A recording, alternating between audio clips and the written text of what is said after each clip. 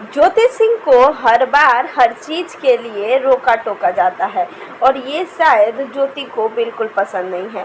अपने ही पति के गानों पे वीडियो बनाना कहीं ना कहीं ज्योति सिंह को अलग ही लेवल पे ट्रोल किया जा रहा है। सबसे पहले तो आप लोग वीडियो को लाइक करें और चैनल को सब्सक्राइब करना बिल्कुल ना भूलें। जी हाँ, ज्योति सिंह सोशल मीडिया में अपना एक छाप बनाना चाहती है, जिसके लिए उन्होंने बहुत कुछ करने की कोशिश की है और करने का कारण ये है कि ज्योति सिंह अपने आप को एक अलग तरीके की लड़की दिखाना चाहती है कि मतलब वो सब कुछ कर सकती है, भले ही उनके परिवार उनका साथ ना दे लेकिन वो कुछ भी कर सकती है।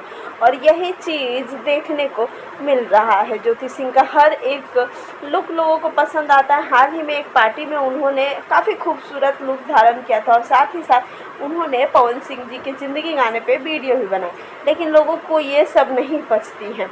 वो तो हमेशा से ही उनको ट्रोल करना ही चाहते हैं और फिर से कुछ ऐसा ही हुआ। वैसे आपको ये वीडियो कैसा लगा मुझे कमेंट्स में ज़रूर बताइएगा और मेरे चैनल को सब्सक्राइब और वीडियो को लाइक करना आप लोग बिल्कुल ना भूलिएगा।